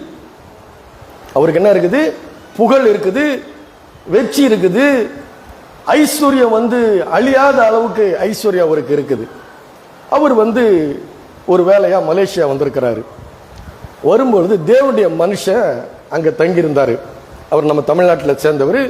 அவர் அமெரிக்காவில் மிகப்பெரிய ஊழியம் பண்ணிட்டு இருக்கிறார். அவர் எப்படிப்பட்டவர்களுக்கு ஊழியம் பண்றாரு பார்த்தீங்கன்னா, ஐஸ்வர்யத்திலையும் மிகப்பெரிய வெற்றி. ஒரு 2000 வேலைக்காரங்க, ஒரு 3000 வேலைக்காரங்க வச்சிருப்பாங்க, பெரிய பிசினஸ் பண்ணிட்டு இருப்பாங்க, பெரிய அளவில் வெற்றி இருப்பாங்க. அப்படிப்பட்ட வெற்றி உள்ள மனிதர்கள்ட்ட போய் சுவிசேஷம் சொல்லுவது என்பது மிக கடினம். ஒரு தேவையோட வர்றீங்க, ஒரு வியாதியோட வர்றீங்க, உங்களுக்கு சுகம் கிடைக்குது, கிறிஸ்துவ பத்தி சொல்றோம், கிறிஸ்துவ ஏற்றுக்கொள்கிறார்கள் இல்லையா? அவனுக்கு எந்த தேவையுமே இல்லை, எல்லாமே இருக்கு, நிரம்பி வழியுது, எல்லாமே நிரம்பி வழியுது. அவங்ககிட்ட போய் கிறிஸ்துவ சொல்ல முடியுமா? கஷ்டம். அவன் கேட்பான், எனக்கு என்ன கஷ்டம், எனக்கு எல்லாமே இருக்குது. அவங்கிட்ட சொல்லுவாரு, அவனை சொல்லி அவனை மாத்துவார். அப்பேற்பட்ட ஊழியத்தை அவர் பண்றாரு. ரொம்ப பிரமாதமா இயேசுவை குறித்து பிரசங்கம் பண்ணக்கூடிய ஒரு தேவ மனுஷன் அவர் அங்க தங்கி இருக்கிறாரு. இந்த நடிகரும் அங்க தங்கி இருக்கிறாங்க. அப்ப அந்த நடிகருக்கு இந்த தேவ மனுஷனை சந்திக்க வேண்டிய ஒரு சூழ்நிலை தேவை, இந்த தேவ மனுஷன் தேவை. அப்போ அவரை சந்திக்கும்படி அவர் கேட்கிறாரு. ஏன்னா 2 பேருக்கும் பழக்கம் கிடையாது. அந்த ஹோட்டல் மேனேஜர்கிட்ட சொல்லி நான் அவரை சந்திக்கணும்ன்றார். இவர் போய் சந்திக்கிறாரு. பார்த்த உடனே தெரியுதான், அவர் சொல்றாரு, இது தேவ ஊழியர் சொல்றாரு, பார்த்த உடனே தெரியுது இவர் அவர்தான். அப்பேற்பட்ட ஒரு அழகு, அப்பேற்பட்ட ஒரு மினுமினுப்பு, அப்பேற்பட்ட ஒரு செழிப்பு அவர்கிட்ட இருக்குது. ஆனா அவர்கிட்ட போய் கொஞ்ச நேரம் நான் பேச ஆரம்பிச்சேன். உன்னை பத்தி சொல்லு, உன்னுடைய இதை பத்தி சொல்லு, ஏன் என்னை சந்திக்கணும்னு விரும்பினேன் அப்படின்னு சொல்லும்போது, அவர் அப்பேற்பட்ட அஜானுபாகவான அந்த மனிதர் இவருடைய கையை பிடிக்கிறாராம். அந்த கை நடுங்குகிறதா. அவருடைய கை, யாருடைய கை? அந்த நடிகருடைய கை நடுங்குகிறது. ஏன்னா திடன் இல்லை, உள்ளத்துல திடன் இல்லை, உள்ளத்துல ஒரு நம்பிக்கை இல்ல, உள்ளத்துல ஒரு விசுவாசம் இல்ல. அவருக்கு பேர் இருக்குது, புகழ் இருக்குது, ஐஸ்வர்யம் இருக்குது, ஆஸ்தி இருக்குது, ஆனா உள்ள திட நம்பிக்கை இல்ல, ஒரு அஸ்திபாரம் இல்ல. ஏன்? அவர் உலக சிநேகம், தேவனுக்கு விரோதமான பகை என்று அறியாதபடி உலகத்தினுடைய புகழ்ச்சி, உலகத்தினுடைய மேன்மை, உலகத்தினுடைய வழிகளை செய்து உலக இன்பங்களை அனுபவித்து அந்த பிரபஞ்சத்தின் தேவனானவன் அவரை மனதை குருடாக்கி இப்ப குடும்பம் இல்லை அவர்கிட்ட. அல்லேலூயா. பிள்ளைங்க அவர் கூட இல்ல, குடும்பம் இல்ல அவர் கூட. அது 2 இல்லைன்னு ஒண்ணு அவர் ஒரு வெறுமையாகி விட்டார். அல்லேலூயா. நடுங்குது, உடம்பு நடுங்குது. என்னுடைய வாழ்க்கையில நிம்மதி இல்லை, என்னுடைய வாழ்க்கையில சமாதானம் இல்லை, எல்லாம் இருக்குது ஆனா சமாதானம் இல்லை. அதுதான் இந்த ராஜாவுக்கு. ஆனா அந்த பெண்ணுக்கு அப்படி இல்லை, அந்த பெண்ணுக்கு அப்படி இல்லை. அந்த பெண்ணுக்கு ஒரு திட நம்பிக்கை இருந்தது, ஒரு திட அஸ்திபாரம் இருந்தது, ஒரு ஜீவன் உள்ள தேவன் மீது ஒரு நம்பிக்கை இருந்தது, ஒரு விசுவாசம் இருந்தது. அவர் ஏன்னா எங்க இருந்தாலும் அவர் தான் என்னுடைய தேவன், அவர் என்னை விடுவிப்பார், அவர் அல்லேலூயா விடுவிப்பார். அதே பெருமை அந்த நாகமானுக்கு இருந்துச்சு. நாகமான் போயிட்டு தீர்க்கதரிசியை பார்க்கறான். தீர்க்கதரிசி என்ன சொல்றான் பாருங்க, தீர்க்கதரிசி என்ன சொல்றான் பாருங்க, படிங்க மாத.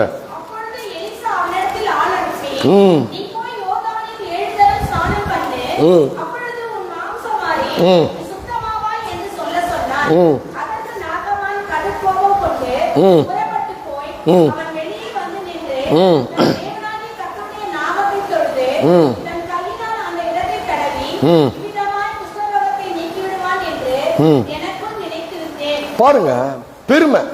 யாருக்கு பெருமை இருந்துச்சு? நாகமானுக்குள்ள ஒரு பெருமை இருந்துச்சு. என்ன பெருமை இருந்துச்சு? எலிசா தீர்க்கதரிசி கிட்ட போனா எலிசா வெளியே வரவே இல்லை. அல்லேலூயா. எலிசா வெளியே வரல. வெளியே வராம என்ன சொல்லி அனுப்புறாரு? நீ போய் யோர்தானில் 7 தரம் ஸ்நானம் பண்ணு. ஆண்டவர் அந்த பிறவிக்குருடன் என்ன சொன்னாரு? பிறவிக்குருடன் என்ன சொன்னாரு?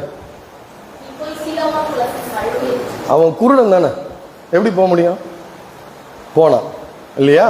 விசுவாசத்தோடு போனான். இது ஆண்டவருடைய வார்த்தை, எழுதி கொடுக்கப்பட்டிருக்கிற இது ஆண்டவருடைய வார்த்தை, இந்த வார்த்தையை விசுவாசித்து நம்ம வாழ வேண்டும். அவன் அந்த ஆண்டவருடைய வார்த்தைக்கு கீழ்ப்படிந்து, அவன் குருடனா இருந்தாலும் அவன் போய் என்ன பண்றான், சீலோவாம் குளத்திலே கழுவி திரும்பி வந்தான், கீழ்ப்படிஞ்சான், வார்த்தைக்கு கீழ்ப்படிஞ்சான். இவன் வார்த்தைக்கு கீழ்ப்படியில. அவன் அதுக்கு என்ன சொல்றான், அவன் வெளியே வந்து நின்று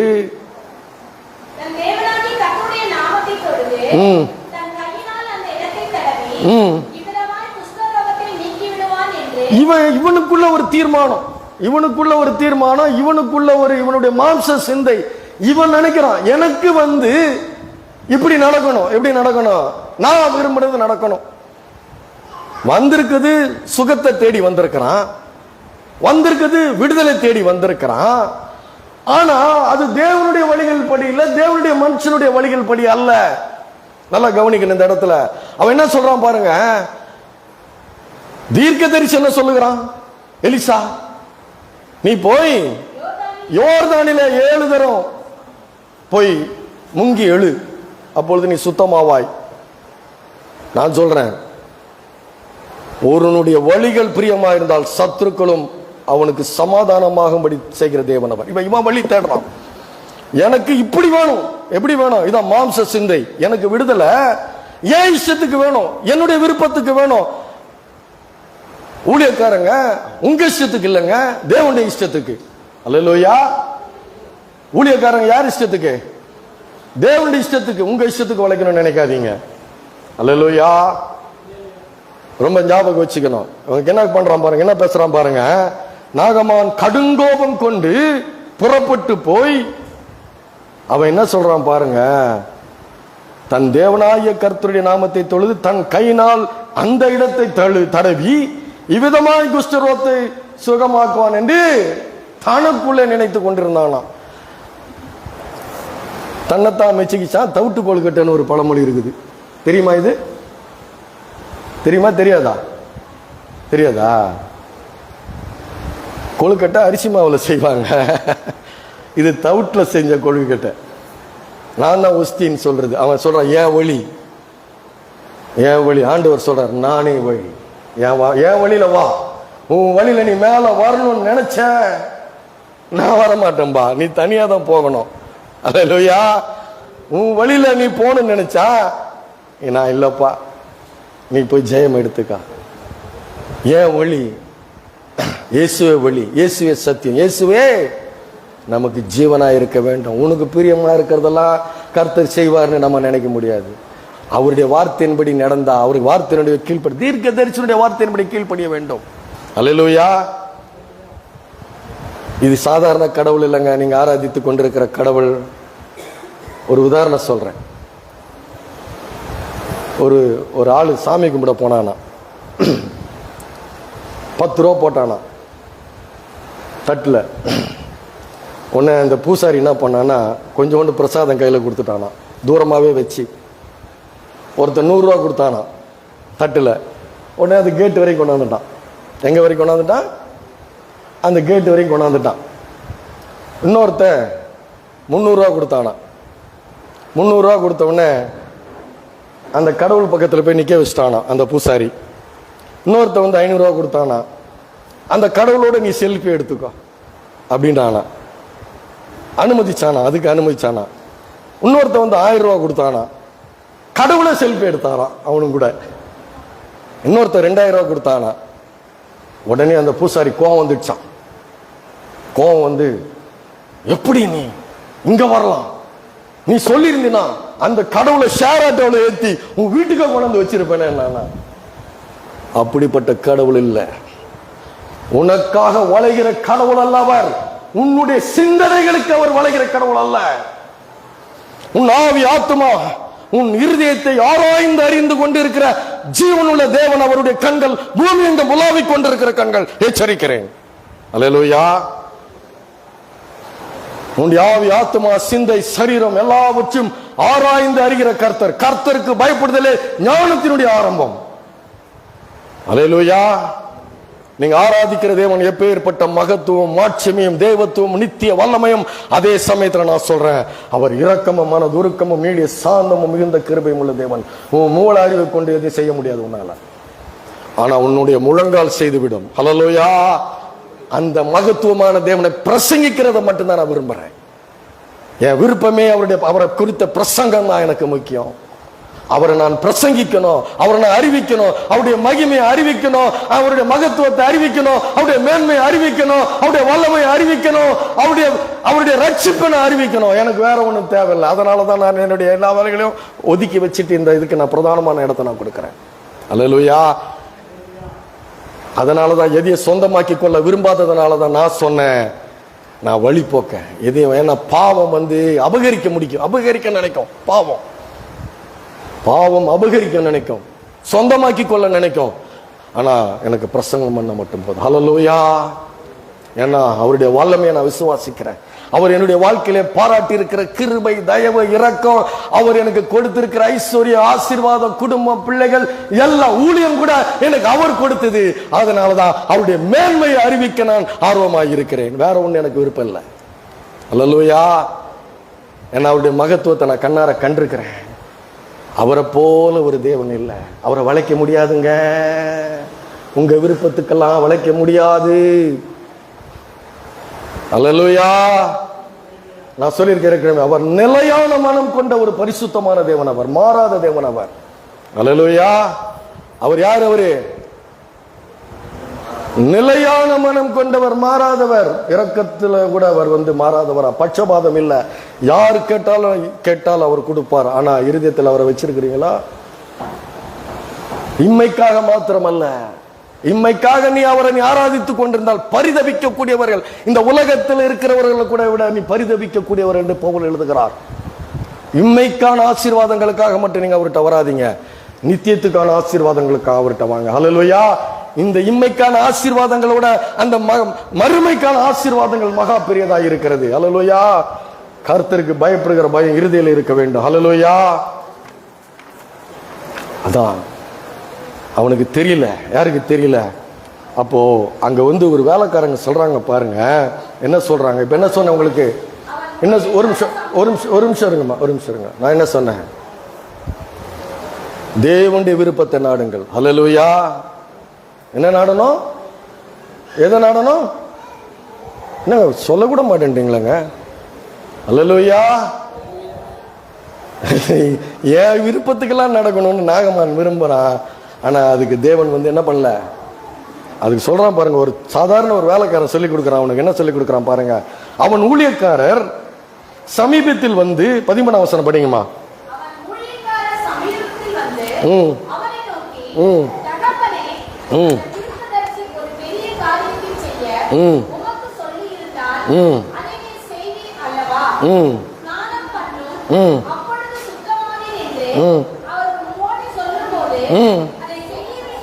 எவ்வளவு எளிமை, எவ்வளவு அவசியம். அவர் என்ன சொல்றாரு? என்ன சொன்னார்? உங்ககிட்ட அதை கொண்டு வா, இதை கொண்டு வா, அதை அப்படி பண்ணு, நீ 7 நாள் இப்படி இருக்கணும், 40 நாள் இப்படி இருக்கணும், 48 நாள் இப்படி இருக்கணும், நீ அந்த மலையில ஏறி வரணும். இதெல்லாம் சொன்னாரா? எதுவுமே கடினமானது எதுவுமே சொல்லலையே.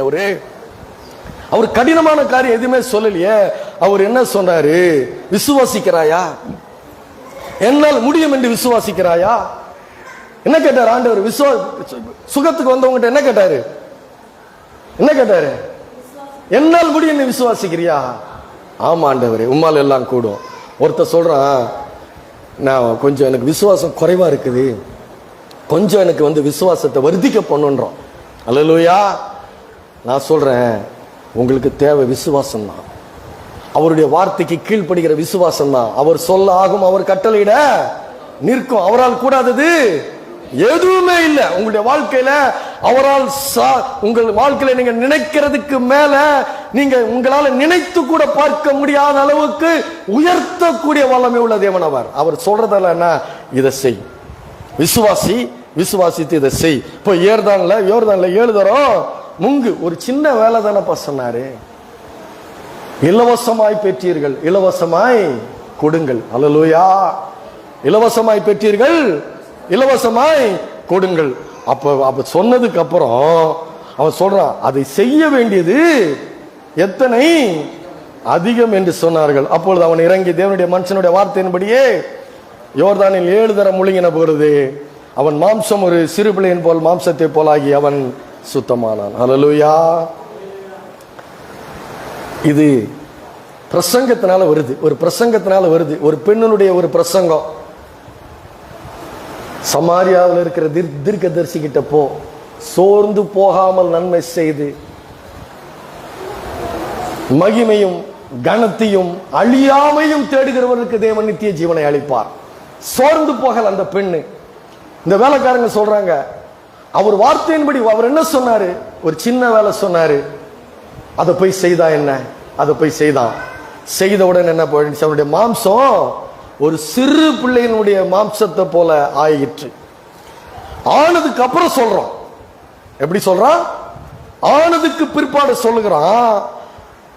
அவன் சொல்றான் 15வது வசனத்துல, இதோ இஸ்ரவேலில் இருக்கிற தேவனை போல வேறு பூமி எங்கும் வேறு தேவன் இல்லை என்றான். நல்லா கவனிக்கணும். அவனுக்கு சரியானதுக்கு அப்புறம் என்ன சொல்றான், இஸ்ரவேலிலே இஸ்ரவேலின் தேவனை தவிர, இஸ்ரவேலில் இருக்கிற, அவன் சொல்ற வார்த்தையை கவனிக்கணும், இஸ்ரவேலில் இருக்கிற தேவனை தவிர பூமி எங்கும் வேற தேவன் இல்லை. இது சரியான வார்த்தையா? இது சரியான வார்த்தையா? நான் சொல்றேன் இல்ல. அவன் சொல்ல வேண்டியது என்ன, சொல்ல வேண்டியது, இந்த அண்ட சராசரத்திலும் இவரை போல ஒரு தேவன் இல்லை, மகிமை உள்ள தேவன் ஒருவர் இல்லை. அல்லேலூயா. அவன் சொல்ற வார்த்தையை நல்லா கவனிச்சு பாருங்க, நோட் பண்ணி பாருங்க. இஸ்ரவேலில் இருக்கிறாரா அவரு? இல்லங்க, இந்த அண்ட சராசரங்களை ஒரு வார்த்தையினால உண்டாக்கின தேவன் அவர். அல்லேலூயா. அவனுக்கு தெரிஞ்சது அவ்வளவுதான். அவனுக்கு தெரிஞ்சது என்னன்னா, இஸ்ரவேல்ல இப்படிப்பட்ட ஒரு தேவன் இருக்கிறாரு. ஆனா இவர் அண்ட சராசரங்களை சிருஷ்டித்தவர் இல்லையா. அவர் சொல்றாரு இல்லையா, பவுல் சொல்றாரு இல்லையா, காணப்படுகிறவைகள், இந்த உலகத்தை பார்க்கிற, இந்த முழு உலகத்தை நீ பார்க்கிற, காணப்படுகிற இந்த உலகம் காணப்படாத தேவனுடைய நித்திய வல்லமை, தேவத்துவம், இந்த முழு உலகத்தை சொல்றாரு அவரு. பவுல் எதை சொல்றாரு, காணப்படுகிற இந்த உலகம் காணப்படாத தேவனுடைய நித்திய வல்லமை, தேவத்துவம். நல்லா கவனிங்க இல்லையா. ஆனா இவன் என்ன சொல்றான், இஸ்ரவேலில் இருக்கிற தேவன் என்று சொல்லுகிறான்.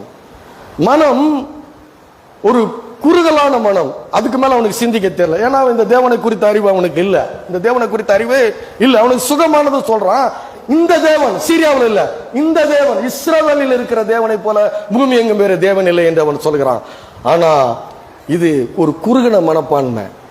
சங்கீதக்காரன் சொல்லுகிறான் 119:32 சொல்லுகிறான், என் இருதயத்தை விசாலமாக்கும் என்று சொல்லுகிறான். அப்பொழுது நான் உடைய கற்பனைகள் வழியாக ஓடுவேன். என்ன சொல்றான், என் இருதயம் குறுகிய போயிருக்குது, விசாலமாக்கும், அப்பொழுது உங்களுடைய கற்பனைகள் வழியாக நான் ஓடுவேன் என்று சங்கீதக்காரன் சொல்கிறான். ஏன்னா என்னுடைய இருதயம் குறுகலா இருக்குது, என்னால என்லார்ஜ்மெண்ட் பண்ண முடியல, பெருசாக்க முடியல, உங்களுடைய நித்திய நோக்கத்தை அறிந்து கொள்ள முடியல. இது ஒரு போர்க்களமா இருக்குது, குறுகின இருதயம் போர்க்களமா இருக்குது, என்னுடைய மேன்மை தேடுகிறது. குறுகின இருதயம் என்னுடைய மேன்மை தேடுது. ஆனா தேவனுடைய மகிமை தேடணும்னா உன் இருதய விசாலமாகணும். அந்த தேவன் எவ்வளவு பெரியவர் என்று நீ பார்க்க ஆரம்பிக்கும் போது உன்னுடைய இருதய விசாலமாகும். அது சங்கீதக்காரனுக்கு இருந்துச்சு. அல்லேலூயா. சங்கீதக்காரனுடைய அறிவை பாருங்க. 139 சங்கீதத்தில் எடுத்து பாருங்க. நான் வானத்துக்கு ஏறினாலும் நீர் அங்கே இருக்கிறீர், பாதாளத்திலே படுக்க போட்டாலும் நீர் அங்கே இருக்கிறீர். அல்லேலூயா. அவனுடைய அறிவு என்லார்ஜ்மெண்ட். ஏன் ஒருத்தன் பெருசாகிறான், ஏன் ஒருத்தன் பெரிய ஆளாகிறான்? உலக அறிவு இல்ல, உலக அறிவில் இல்ல, தன்னுடைய தேவன் எவ்வளவு பெரியவர் என்று அவன் அறிகிறான். அவன் சொல்றான், என்னுடைய கருவை உம்முடைய கண்கள் கண்டது. 139 எடுங்க, சங்கீதம் 139 எடுங்க. நான் வானத்துக்கு ஏறினாலும் இஸ்ரவேல்ல இருக்கிறேன். யாரு? நாகமான் சொல்றான், இஸ்ரவேலில் இருக்கிற தேவன் என்று சொல்கிறான். ஆனா அது இல்ல, நம்முடைய தேவன் எவ்வளவு பெரியவர் என்று சங்கீதக்காரன் 139 சொல்றான். பாருங்க, படிங்கம்மா. புள்ளவே படி.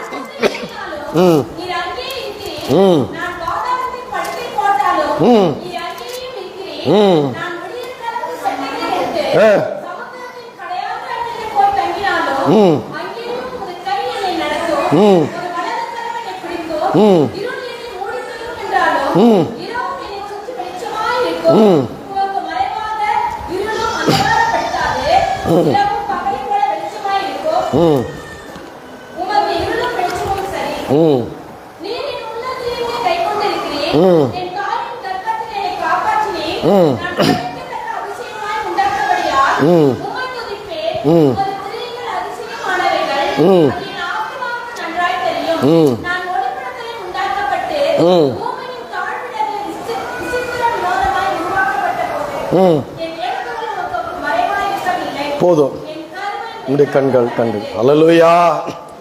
இதுதான் என்லார்ஜ்மெண்ட் மைண்ட்ன்றது. ஒரு குறுகின மனசு இல்ல. புத்தி குறுகிடுச்சுன்னா கர்த்தரை பத்தி பெருசா தெரியாது, பெருசா பண்ண மாட்டாங்க. அதனாலதான் என்ன பண்றாங்க, தங்க உயர்வுக்கு மேன்மைக்கு தங்களுடைய வழிகளை என்ன பண்றாங்க, தங்களுடைய வழிகளை போயிட்டு இருக்கிறாங்க. உலக சிநேகம் அது. உலக சிநேகத்தில் போறவங்க போட்டோம். நமக்கு நம்முடைய தேவன் எவ்வளவு பெரியவர். ஹல்லேலூயா. இதான் என்லார்ஜ் மைண்ட். இந்த மனம் புதிதாகிறதுனாலே மறுரூபமாகுங்கள் என்று பவுல் எழுதுகிறார்.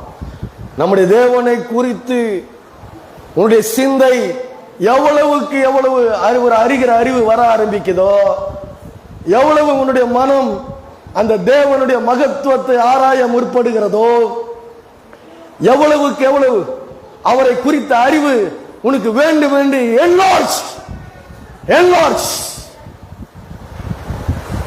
நான் சொல்றேன். enlarge the mind. மனம் புதிதாகட்டும் இயேசுவின் நாமத்தினாலே. இஸ்ரவேலின் தேவன் இந்த இயேசு கிறிஸ்துவை குறித்த மனம் மறுரூபமாகி விரிவடையட்டும் இயேசுவின் நாமத்தினாலே. அல்லேலூயா. அப்படி உன்னுடைய மனம் விரிவானதுனா அந்த அளவுக்கு உன்னை உயர்த்துவார்.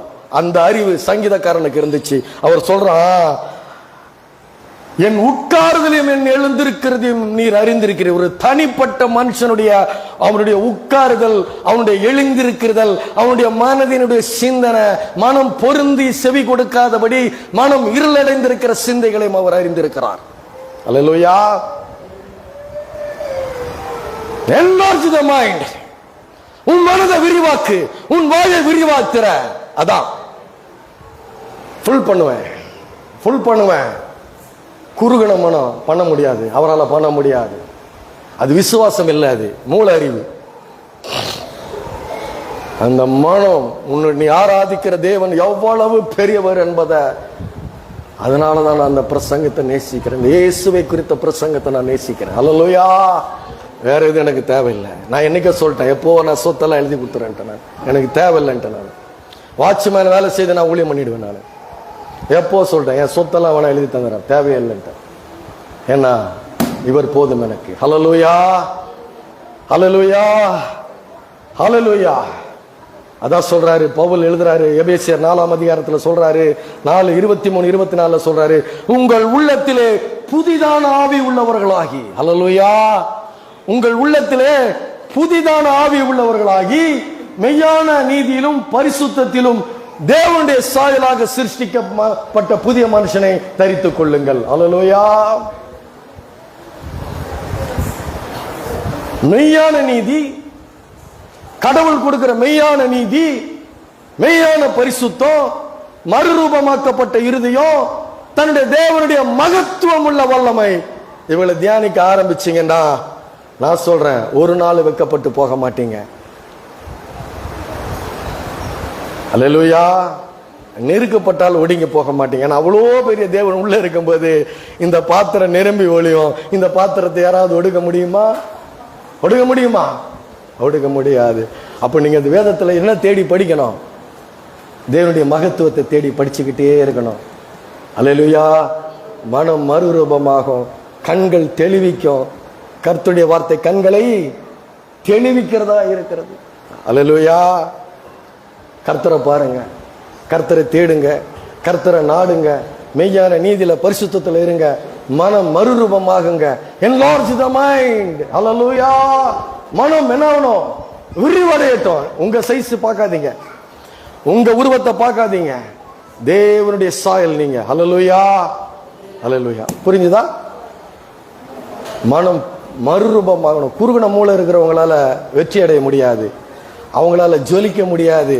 ஏன்னா அவங்க எதையோ போட்டு நிரப்பி வச்சிருப்பாங்க. கர்த்தருக்கு இடம் இல்லை. அங்க இல்ல, அங்க கர்த்தருக்கு இடம் இல்லை. நாங்க தான் நாங்க தான் நினைச்சுன்னு இருப்பாங்க. ஆனா கர்த்தர் சொல்றாரு, அவர் நீதான், வா, என்ன நம்புறியா, நீ வா, நான் உன்னை ஆளாக்கி காட்டுறேன். அல்லேலூயா. அப்பேற்பட்ட மகிமையின் தேவனை ஆராதித்துக் கொண்டிருக்கிறேன். அல்லேலூயா. கர்த்தருக்கே மகிமை உண்டாவதாக.